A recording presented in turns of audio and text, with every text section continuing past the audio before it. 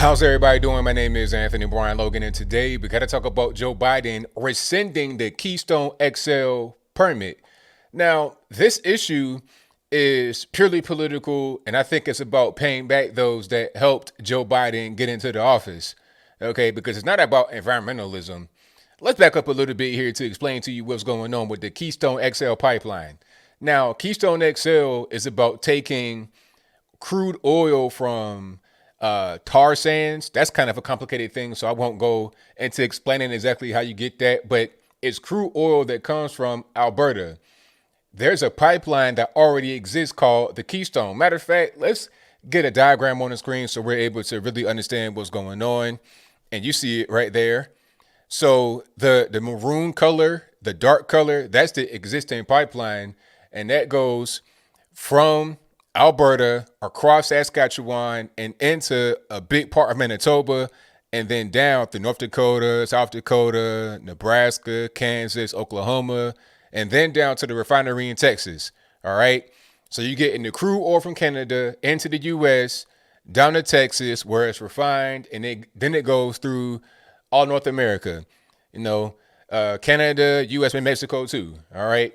We're able to get that oil from there, so we're less reliant upon oil that comes from Nigeria, Saudi Arabia, etc. Right? You're talking about not being dependent upon foreign oil. Although Canada is a different country, and technically that's an import, it's better to get it from our next door neighbor than to go all the way to Saudi Arabia and get it. So the oil pipeline in the dark color already exists. It's already working. It's already something that's going on right now. All right. Now, the Keystone XL is the last phase of this particular pipeline. And rather than going through Saskatchewan and Manitoba, it's just going straight down from Alberta and a little bit of Saskatchewan and then into Montana and then a similar route. It skips North Dakota. It hits South Dakota and Nebraska, and then it'll meet the current pipeline in Steel City, Nebraska. All right. So that's kind of what's going on. That pipeline right there would cut down on travel. It'll be more efficient. It'll just be a better route, and it'll create a bunch of jobs. You're talking about thousands of jobs. But because this pipeline became very political, it became a hot button issue. It was kind of in limbo for a long time. I think Obama had it on his desk and he vetoed it, but he approved the regular Keystone. So you approved the one that I showed you, the actual big one that already exists and is working right now as I speak today. You approved that one, but you vetoed the last part of it. All right. And mind you, this is a thing that Canada and the U.S. must be on the same page. Canada's got to approve their part, and Alberta, Saskatchewan, Manitoba, they got to approve their part and the extraction of the oil. And we got to approve our part as far as building the pipeline, allowing their government and their companies to work over here, and their employees and our employees work together. All of that must be something that we work together on. So Obama did that, had no problem building the first part of the pipeline, but the last part is a problem.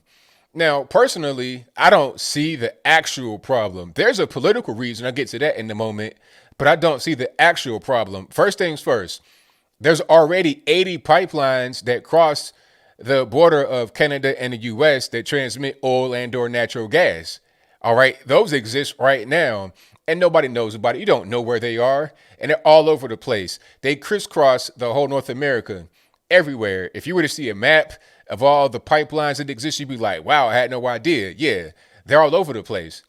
So as far as just a pipeline existing and being built, that's not really an issue. I think that particular pipeline, the Keystone XL, that part of the current Keystone pipeline that is being built and has now been stopped, it became political when there was this online thing, the social media thing, a protest. And the crazy part about the protest that happened a few years back is that the damage they left was almost worse than the oil spill. Probably worse than the oil spill, because they're up there in these so-called native lands where there's nobody yet. It's just wilderness, right? Or plains. It's just straight grass and a couple of trees, and that's it, right? There's nothing up there really. But a lot of people from all over the country came there with their Starbucks and all the crap and all the trash. The damage they left by leaving all their trash was the equivalent to an oil spill, if not worse. Okay. And then they were camped out right by a river. So a lot of their trash and their filth and their waste spill right into the river. Pretty gross, but I digress. The whole point is that it became very political. It became this thing that swept the internets. So then it got to Obama, and then he's faced with pressure from the outside. Hey, you can't sign that, man, because they're out there protesting. You know, they're killing native lands. It's an environmental danger. We got to be doing renewable energy. And if you build that, it's going to promote them to extract the tar sands. And the tar sands going to lead to global warming. You're going to see polar bears, and they're going to be stuck on melted glaciers, all this, that, and the third. So he vetoed the action. He didn't go through with the action. Now, Trump came in and said, okay, let's go ahead and build it. Why not? What's the problem? We already got 80 or more pipelines that exist across the border. Why not number 81? What's the big deal, right? You already got the big pipeline, actual, a larger pipeline that goes through more square miles of Canada and the U.S. Why not a little bit more to have a more direct route straight to Nebraska and then down to Texas and also Pawtucket, Illinois to get into the Midwest? What's the big deal, right? So Trump approved it, and then it's being built right now. You got things happening, but now it must be abandoned because Biden came in and blocked it. So he kind of retroactively vetoed it. Not sure if that's possible. He just blocked the action of the pipeline being built. I think that's a political thing that people have been pressuring him to do. It's okay, man. We got to get that pipeline, that the Keystone XL. That's a really big political football, and we got to make sure that that gets eliminated. We don't have any more problems with that. So he went ahead and vetoed the action. All right. Now, some environmentalists are going to be upset. I'm not really sure why. The truth is that pipelines are safer than other methods of transmitting it. Okay, we all know about how it goes when it goes across the water. And at a certain point, you can't really avoid that.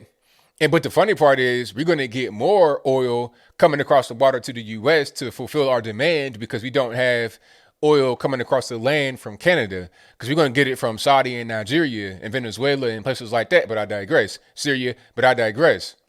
So we're going to get more of the oil floating across the water where it could wreak more havoc. All right. But beyond that, you also have oil that travels through rail, crude oil traveling through rail to refineries. Now, there was some crude oil that was on a train in Virginia, where I'm from. And most rail cars, at least in Virginia, probably across the United States, they're built in low-lying areas. And if you got any kind of hills or mountains or whatnot, you want to be by a river. That's going to be the flattest area. So this particular oil car was right by a river, the James River, which crossed the whole, it kind of like bisects the state, basically. It crosses the whole state of Virginia. So, of course, it spilled after it crashed. It spilled all in the river. And there's a lot of tributaries of the James River that account for drinking water of Virginians. So you're talking about oil potentially getting in drinking water. Would you rather have that or a pipeline that's relatively safe? There may be some spills here and there, but generally it's going to be more controlled than having a rail car just crash, burst into flames, and then spill out in the river. I mean, directly into the river, right in the water, because the line is going to be right along the water. That's kind of how they work versus a pipeline where it's not really along water. Now, I was hearing issues of the pipeline potentially crossing the aquifer in Nebraska. I'm not sure if that's true or false, but that could be an issue. But generally, the pipeline is on land. It's not going to be crossing the major river or any kind of water source like that. Not like what the so-called protesters did with the whole thing. What was that? Standing Rock, Sitting Rock, Little Rock. I don't know where it was. Up there in some native place. It's not like them where all their trash spilled right into the river. All right, but I'll move on. Even Justin Trudeau, the Prime Minister of Canada, Captain Woke Sater himself said, hey, this is a bad idea, Joe Biden. Come on, man. Like, let's get it together. This is going to help us out a lot. Matter of fact, this is going to help us get more towards renewables because we're not going to be relying upon the foreigners. We could do our own thing over here. It just kind of makes sense, but he doesn't really want to hear that. Okay, doesn't want to hear that.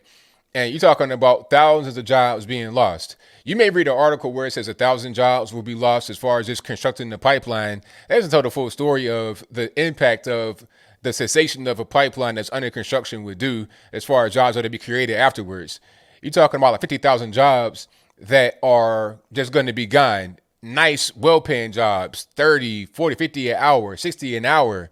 Okay, big money, no minimum wage BS like they want you to be on, real jobs, sustainable jobs, all right? Those are all going to be, union all going to be gone, all right, because of what Joe Biden did. And not only does he want to eliminate the Keystone XL pipeline, he also wants to eliminate any kind of drilling or whatnot on federal land or federal water. Not sure if I'm totally correct on the federal water part, but he wants to eliminate exploration and, drilling, that type of thing. So, okay, we can't drill offshore or on federal parts of the country potentially for oil. We can't get oil from Canada through the Keystone XL pipeline. So what do you want? All right, what do you really want? Fracking, you're going to end fracking as well. They said it was false, that he was not going to stop fracking, but he is going to stop fracking. That's another energy source. So you're trying to reduce the ability to get natural gas and oil and whatnot right here in North America. So we're going to be relying upon foreign countries. And then, oh, man, we got to go to Syria and do some over there because, hey, man, they're having problems and the Kurds, all this, that, and the third. All right, well, check it out. Are we over there because there's some civil unrest and some serious issues, or is it because we want to get that oil from over there?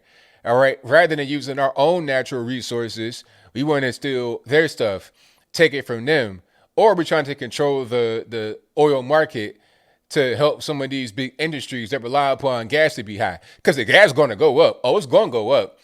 Getting gas straight from here, like if I go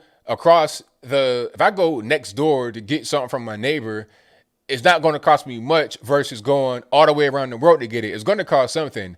I might get it free from my neighbor, but if I go across the world, it's going to cost something. Whether it's the money I paid to get over there or buying it from them, taking it from them, I have to pay some kind of money somewhere to be able to get it more than what I would pay from getting it right here. Okay, if it's the same price or whatever it is, it's going to cost more to go over there. So the price is going to go up. We were enjoying the gas for a minute. I think I saw like 99 cents one time recently in 2020, which is crazy, or some low amount of money like that. Back to when I was, in high school driving 20 years ago, it was like $1.19. You're going back to that time. But now all of a sudden, we're kind of creeping back up. And it may get back to the way it was under W and under Obama during the first part. $3, $4, stupid amount of money. And then they want to raise taxes across the nation. That's going to make it worse. California, you're talking about $5 European prices for gas. But as I close, I want to say this. I think the closing of the Keystone XL pipeline is politically motivated. It's not about the environment. It's 80 pipelines that go from Canada to the U.S. right now as we speak today. And you already got the Keystone pipeline, which is bigger than the Keystone XL part of the Keystone pipeline. That part, the regular Keystone, already exists. It's already working. So what's the problem? It's just political. That is it, and that is all. But I think I'll leave that right there for now. And what say you? Do you think the Keystone XL is needed?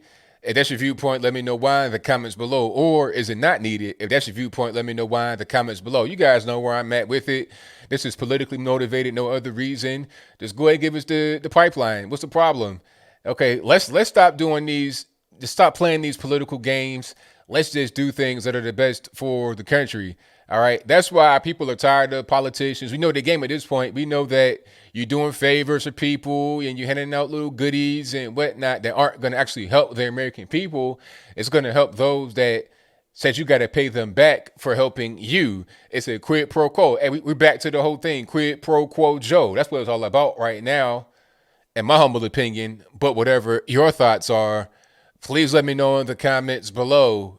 And that's all I got to say for this video. If you like what you heard, please comment, rate, share, and subscribe. Peace.